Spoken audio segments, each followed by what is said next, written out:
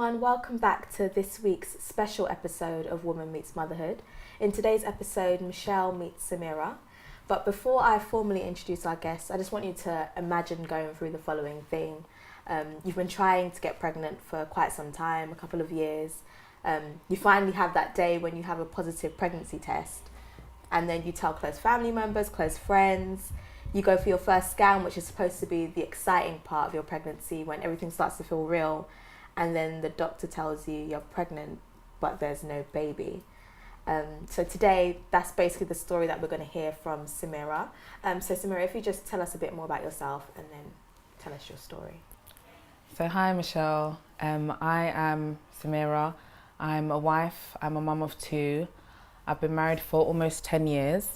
And sorry, just stop you there. You've been married 10 years and you look quite young. So do you mind just telling us? Okay, I got married when I was 18, and for loads of different reasons, mainly because we're both born again Christians, and so we didn't believe in no sex before marriage. We didn't believe in sex before marriage. Yeah. And but yeah, obviously we loved each other, and yeah, we were happy to do it. I just knew that he was the one, so we decided to get married. And because we got married so young, we decided to wait until we start having children. But I would say around 3 years, we kind of got the 3-year itch, and we wanted to start trying. And only to find out that it wasn't going to be a smooth road and easy journey. Obviously, as a young woman, starting a family is something that I've always wanted. And I never ever thought that I'd have any struggles, or I didn't think that it would be something that would be so hard to get. And so I kind of just went in a bit naively, I would say, and just thought, I don't know, you just come off contraception, you're intimate with your husband and you'll get pregnant. And, you know, obviously I was aware that there are some women that struggle, but like I said, because I was a young woman, healthy, I didn't really think that there'd be any struggle.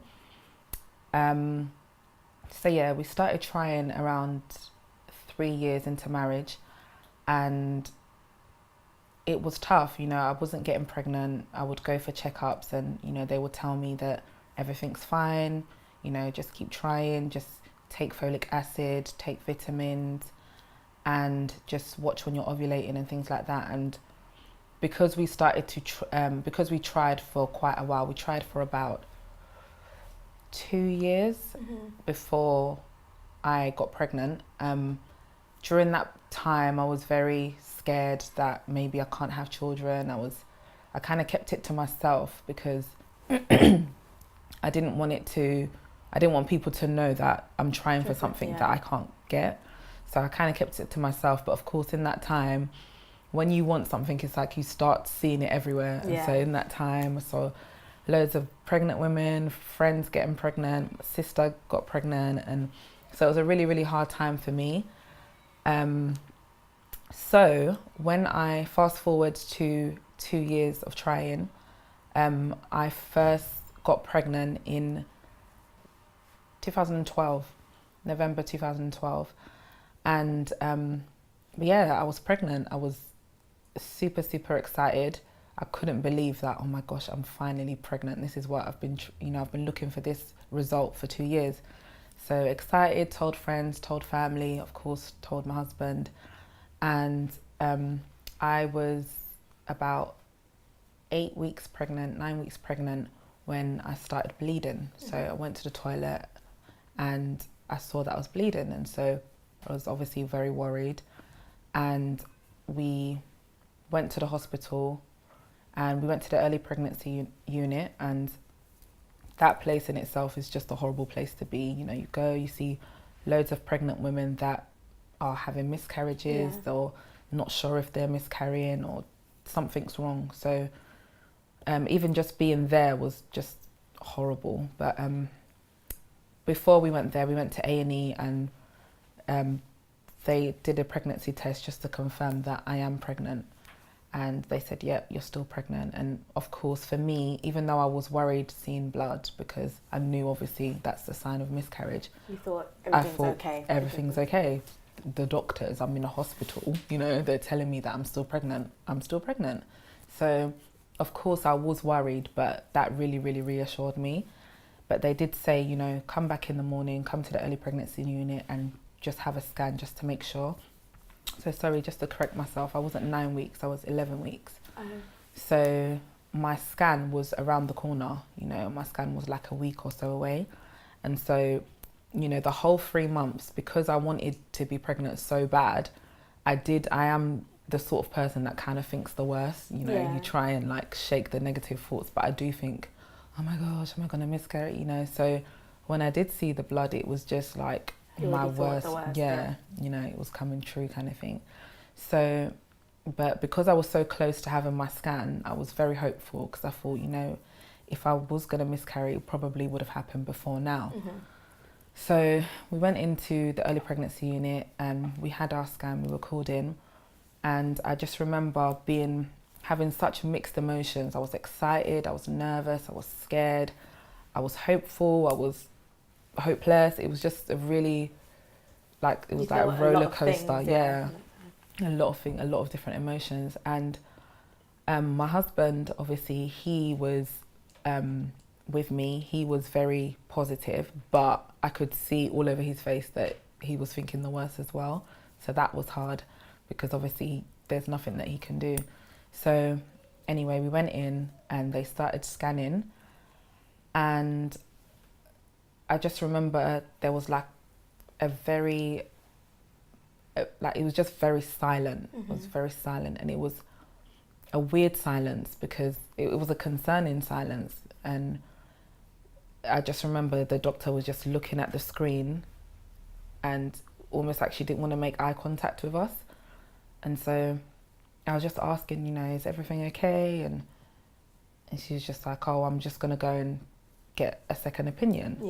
So at that point I was like, oh my God, this is not looking good. Had you seen the screen by this point, or you hadn't seen anything? I had seen the screen, but because it was my first scan, you didn't know what I just saw, you know what an ultrasound looks like. I just saw, I don't know, grey, black and grey, like, so I didn't really know what to make out.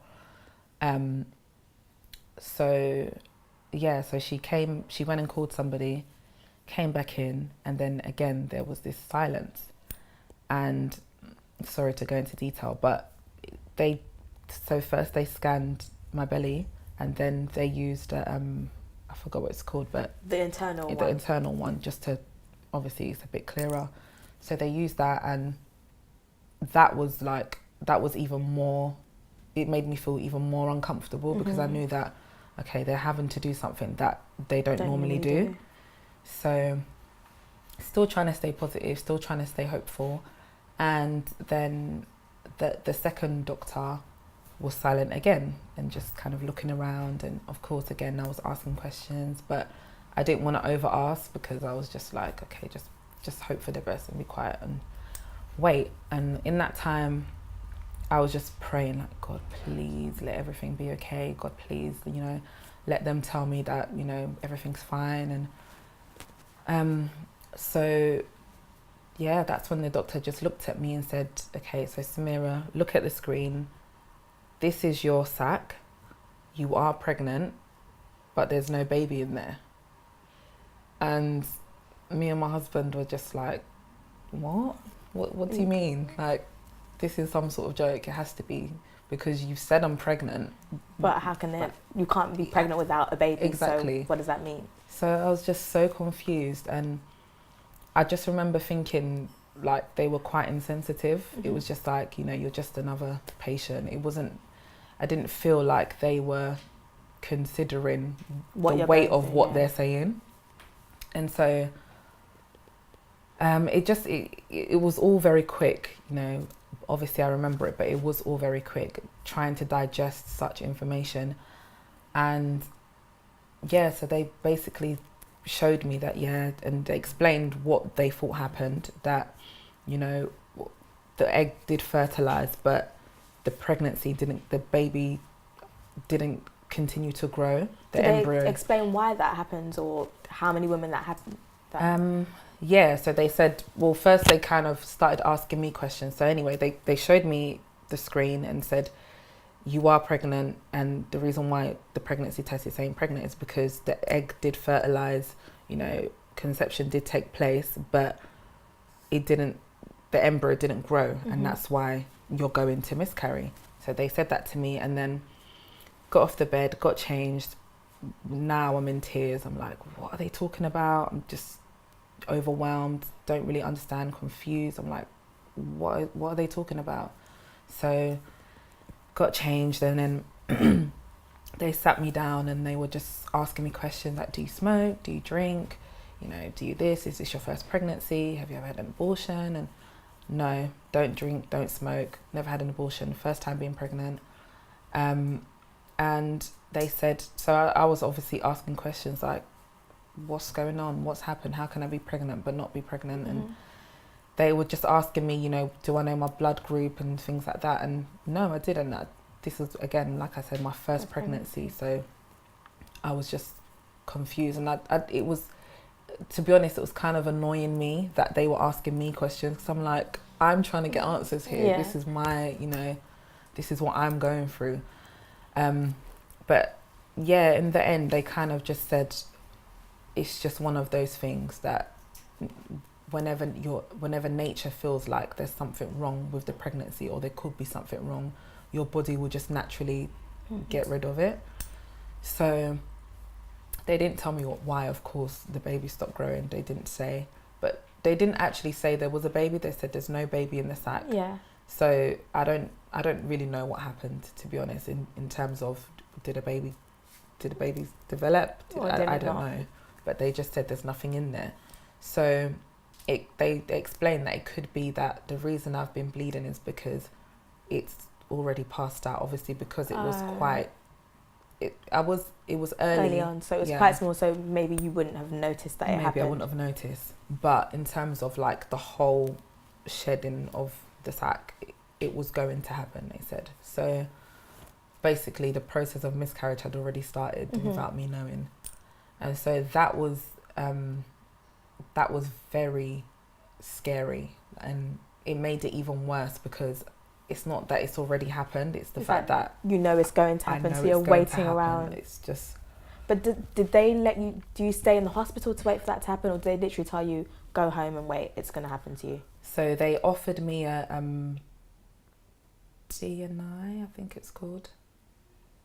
I forgot the medical term for it, but basically they can either take it out for you or you can wait for it to go on its own, come out naturally. And they said there's like a 1% chance that a risk that if you have that minor operation that it could affect your pregnancies going forward. So I was just like, no way, I'll just do it, I'll just let it come out on its own. But they put it down to my blood type. They said I was rhesus negative, and that through any other pregnancy that I go through, I'm going to have something called anti-D shots, where basically if I'm negative and my baby's positive, then my body will always try and reject I had the same thing, so really? I had to end up getting those massive shots to say, they're horrible. Yeah. So even if you accidentally bump yourself, they say you have to come in and get, in case your blood group mixes. And that makes it even more scary, you know, because not only is this not going how you wanted, but for future pregnancies as well. So anyway, long story short, they said, yeah, go home and it should pass out within the next few days. And so we left the hospital, and I just remember like 100 things were going through my head, like, who do I tell first? Is it actually going to happen? Am I supposed to have faith in this time? Am I meant to pray and say, no, God, this is not your will? Or am I meant to accept that it's his will? I was just so confused. And another thing that was quite heavy on my mind was the fact that we now had to go and tell all my family and friends that it's not going to happen. So, yeah, so long story short, I miscarried, and obviously I don't want to go into too much detail, but I know there's women that go through this every day. So when we got home, I got in the bath and I passed the sac over like the period of, I think, 2 or 3 days. And it was just, you know, big clumps of blood. You know, sorry to be graphic, but and it was horrible. It was painful, and I wouldn't say it's as painful as labour, but it's up there. So did you have like contractions, or was it contractions? Like, imagine like a period, but a very, very strong period, a painful period, and that made it even worse. The fact that emotionally, mentally, you're going through it, and then physically, your body keeps reminding you every time you go to the toilet, if you're trying to sleep, if you're relaxing, trying to get your mind off it. It's a constant reminder that you're losing what you wanted. And so yeah, that was just a horrible thing to go through. And then I just felt, obviously it was me that was physically going through it, but I really felt bad for my husband as well, because I could just see that he felt so helpless, and obviously there wasn't anything he could do, and he was trying to be there for me, and him having to come in and see me in the bath, you know, with all of what was going on, was just horrible for me to watch. And so that was my first pregnancy, and I got pregnant about 4 months later. And you know, after the first pregnancy, I did think, you know, let's just wait, let's not rush, and we'll see how it goes. But I did think that, you know, when I get pregnant again, I'm going to be fine. You know, this is just something I had to go through once. It's going to be fine. So I got pregnant a second time. How long was the gap between that first one and? So I got pregnant I had a miscarriage in November. So I got pregnant in, I think it was September, end of September. And then my second pregnancy, I got pregnant in April, I believe. Okay. So like 4 months in between. Yeah, something like that. 4 or 5 months. And yeah, so that pregnancy, of course, I was so excited, but I was so scared because, you know, my worst fear had come true with the first pregnancy. I was just super, super anxious the whole time. And with this one, I just remember being so trying to be careful, you know, what is careful even, because it's not really you that controls what happens, but just remember trying to eat healthy and taking my vitamins and doing everything by the book, you know, what they tell you should do and tell you to do. And when I was 8 weeks pregnant, I started to bleed again. And of course, worst fears, I started to panic, thinking, oh my gosh, here we go again. Did you think it was going to be the exact same thing again, or did you feel any different about this time around? I think I was more scared because I had already experienced it, because obviously I had hope with the first one and it didn't go how I wanted. So I was more scared, but I did think that no, like there's no way this could be happening again, because that life, how can life be so unfair, you know? So I was a bit like, I was kind of like 50-50, but obviously it was the same process, and that's what made me, I couldn't help but think the worst, because it was the same.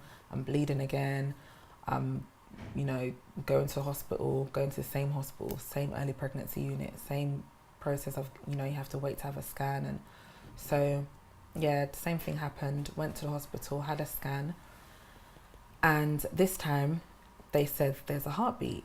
And so I was like, oh my God, you know, thank God. It's already better than the last time. It's already better than last time.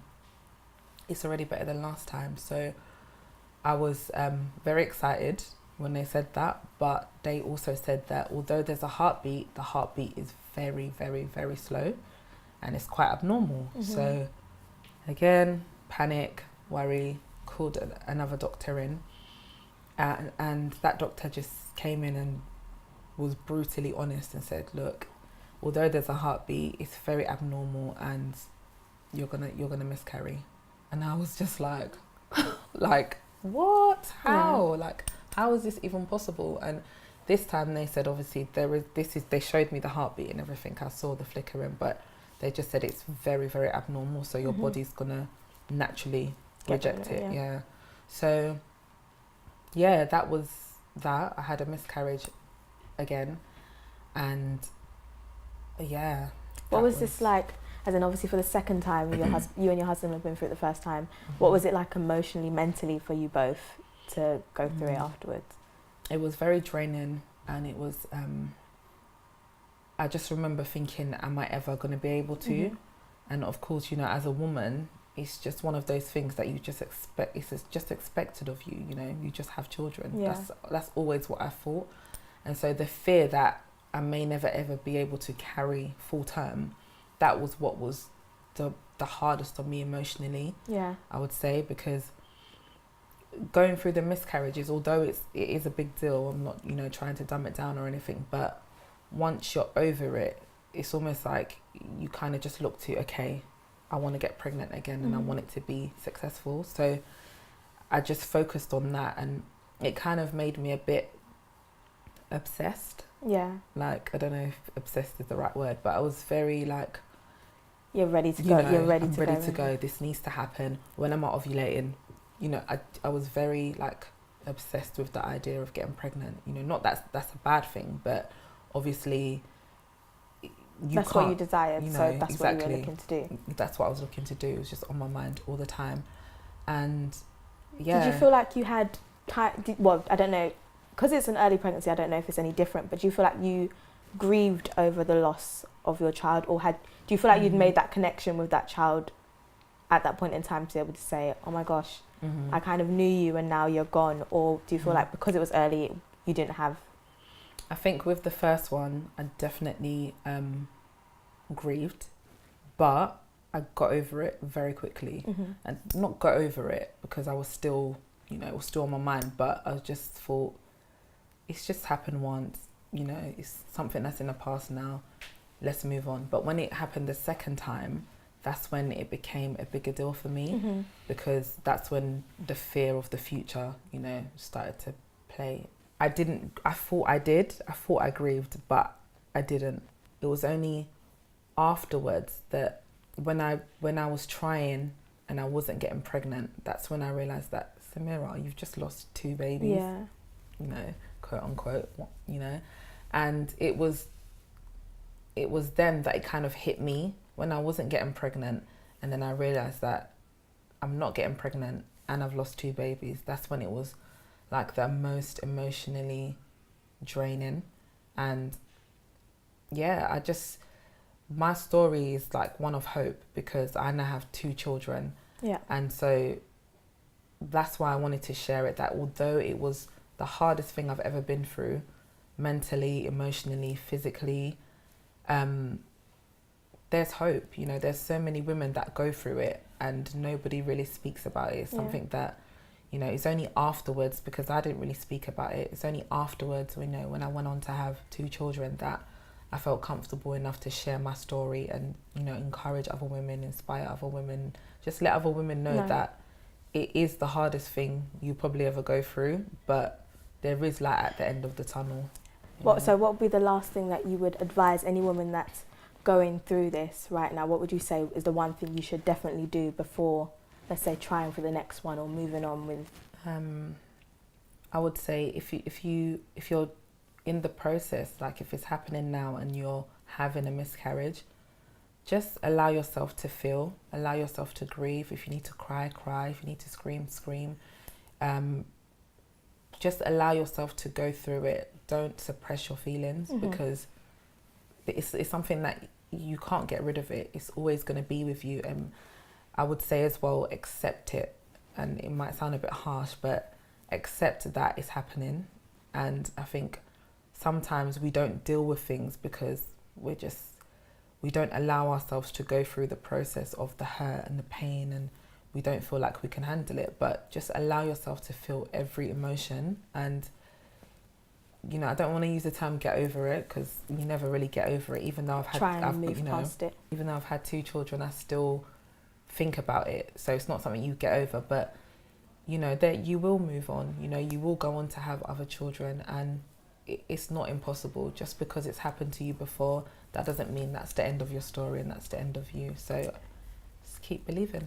Thank you, Samira. So no worries. Just so you guys know, Samira now has 2 beautiful children. So there is light at the end of the tunnel. If you have gone through miscarriage, if you've gone through anything that she's gone through today, don't let that stop you from moving forward.